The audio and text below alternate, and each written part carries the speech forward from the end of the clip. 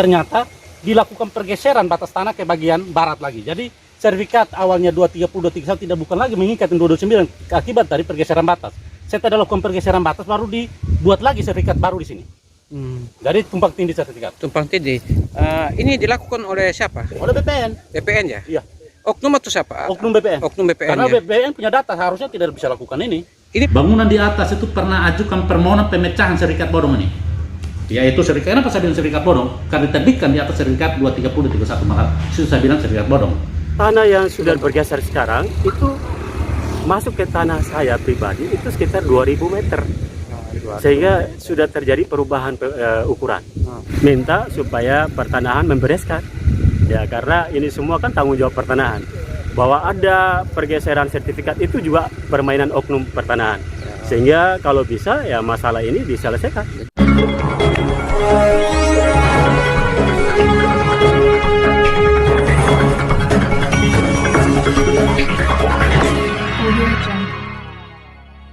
Pemirsa yang budiman, terima kasih telah mengunjungi channel Suara Fakta Hukum. Jangan lupa like, subscribe, dan komentar. kasus jual beli tanah di Kota Kupang hingga saat ini masih terjadi. Bahkan ada sertifikat yang telah diterbitkan oleh Badan Pertanahan Kota Kupang turut menjadi penyebab terjadinya kasus. Salah satu contoh, kasus Tanah Bimopu tepatnya di RT 34 RW 9 Kelurahan Lasiana, Kota Kupang. Guna mengetahui penyebab terjadinya kasus pada tanah tersebut, selengkapnya simak liputan kami yang berikut ini. Permasalahan tanah yang Bapak tangani Ya. di wilayah RT 34 RW 09 Kelurahan Lasiana. Bapak bisa menjelaskan terkait permasalahan tersebut seperti apa? Oke, kalau berhubungan dengan persoalan pertanahan, itu awalnya itu ada surat undangan untuk saya selaku kuasa hukum dan selaku juga selain itu saya juga adalah ketua RT, jadi membidangi bagian sini. Jadi ada apa-apa di kelurahannya, kelurahan meminta supaya kalau bisa dihadir RT-nya. Jadi ternyata pada undangan untuk pengukuran kembali pengembalian batas sertifikat nomor 655 dan lain-lain itu atas nama dosen-dosen undangan. Itu tanah itu merupakan tanah kapling sejak tahun 90-an yang bersumber dari sertifikat nomor 230 tahun 86 dan 231 tahun 86. Nah, tanah tersebut juga bersumber daripada keluarga Ndum, yaitu Bapak Hendrik Menendum berdasarkan hibah tahun 81, surat hibah tahun 81 yaitu ada surat hibahnya. Nah, kemudian setelah dihibah diterbitkan sertifikat seperti yang saya jelaskan yaitu 230 231 itu mengikat dengan sertifikat 229 tahun 86 yaitu atas nama Ibu Neldenci Nalendun. Kemudian karena tanah yang dihibah adalah 1 hektar, maka digabungkan dua sertifikat itu kemudian dikapling-kapling kepada koperasi undangan dan sekarang yang membeli adalah dosen-dosen undangan. Nah, kemudian pada saat lakukan penetapan batas, ternyata batas-batas tanah atau tanah-tanah yang ada dilakukan pergeseran batas. Diduga keterlibatan oknum BPN Kota Kupang dan pemohon untuk lakukan pergeseran batas yang awalnya tanah itu mengikat dengan sertifikat 229 yaitu sertifikat 230 231 mengikat dengan 229, namun dilakukan pergeseran tanah 230 231 ke bagian barat, terus diterbit lagi sertifikat di antara diterbit lagi sertifikat baru di atas tanah dengan sertifikat nomor 1657 tahun 2008 seluas 2.760 meter persegi atas nama BM, inisial BM.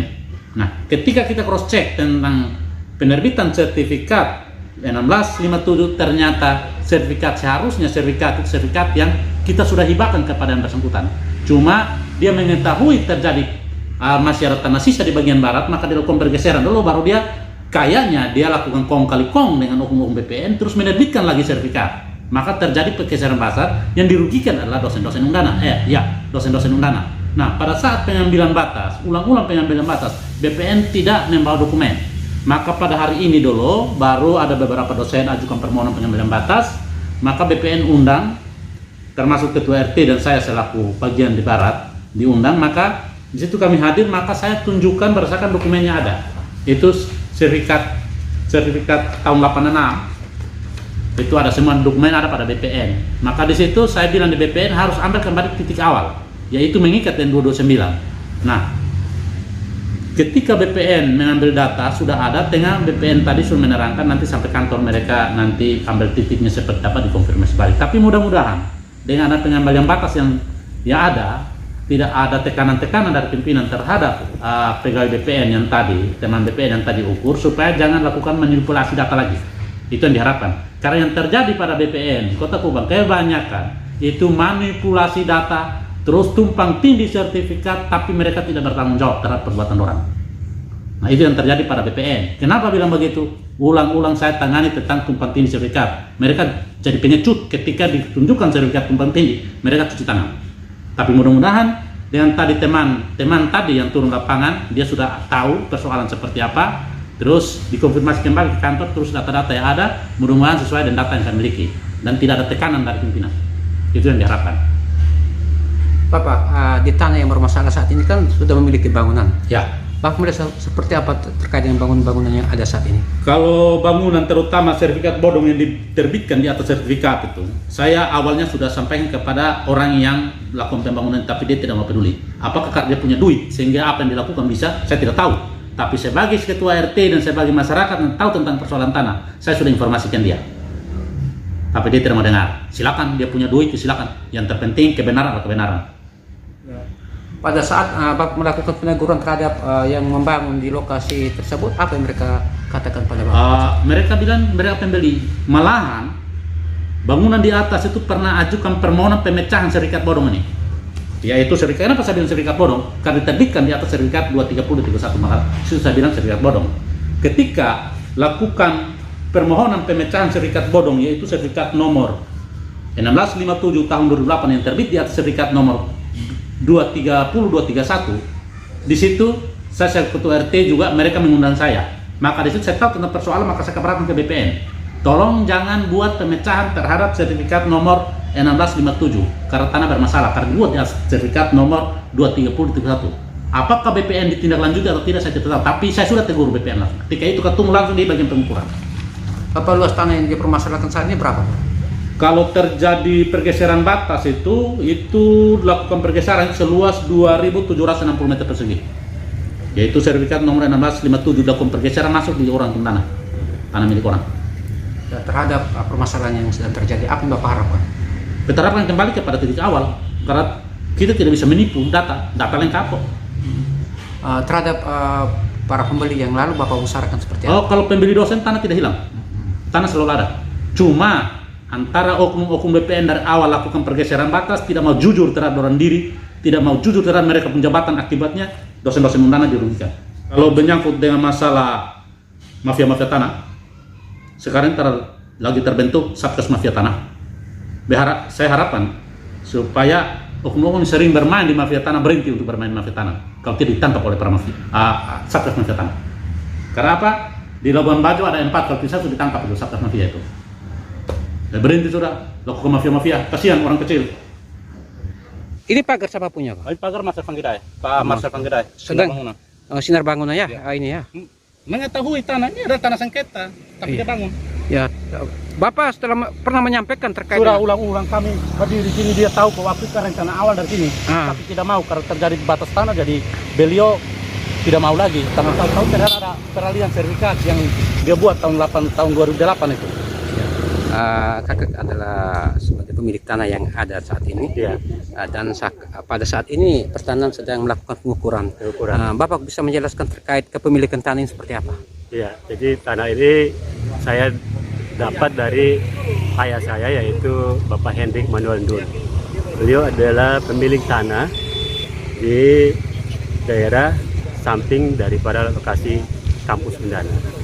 Karena itu tanah ini ada hibah yang dia berikan kepada masih kerabat juga, yaitu sekitar 1 hektar. Nah, tanah yang dihibah ini 1 hektar kemudian dikafling-kafling oleh yang menerima hibah, yaitu Pak Benjamin Moy. Dia mendapatkan hibah dari ayah saya, kemudian dia menjual dua sertifikat itu disatuin kemudian dia jual ke koperasi Undana. Tapi dalam perjalanan waktu tanah ini sertifikatnya sudah bergeser ke arah barat, sehingga kafling-kafling yang dibuat itu tidak pada posisi yang semula lagi, sehingga hari ini pertanahan datang untuk rekonstruksi kembali. Ya, itu yang terjadi. Luas tanah yang tidak sesuai pada sertifikat berapa luasnya menurut Bapak? Luas tanah yang kita hibahkan itu adalah 1 hektar. Ya, jadi tanah mereka itu adalah 1 hektar. Yang Tidak geser lebih. sekarang luasnya berapa kira-kira menurut Bapak? Kalau tanah yang sudah bergeser sekarang itu masuk ke tanah saya pribadi itu sekitar 2000 meter. Sehingga sudah terjadi perubahan ukuran. Bapak, pada lokasi tanah yang ada saat ini yang bermasalah ini sudah memiliki bangunannya. Apakah pada saat membangun Bapak pernah menegur si pemilik bangunan ini? Iya, jadi pemilik bangunan ini adalah Pak Marcel Pangidael. Waktu beliau hendak mau membangun, itu sudah kami berikan pemberitahuan bahwa tanah ini adalah tanah yang sedang mengalami sengketa, bermasalah. Karena yang tadi, bahwa pengukuran kafling-kafling itu sudah dibuat sertifikat baru, bergeseran. Tanggapan si pemilik bangun seperti apa pada saat itu? Ya, begitu kita komplain, ya beliau merasa tidak ada masalah, dan akhirnya juga terlihat bangunan ini sudah berdiri. Ya, artinya ya dia tidak mengindahkan apa yang diberitahukan. Apa harapan terkait dengan proses yang sedang berjalan saat ini? Ya, kita minta supaya ini semua diperjelas. Saya juga sebagai pemilik tanah, saya juga mengalami kendala untuk mengelola tanah saya. Demikian juga dengan pembeli-pembeli yang sudah berlangsung ya dari kafling-kafling yang ada ini. Mereka hari ini juga tidak tahu posisi tanah mereka di mana persisnya.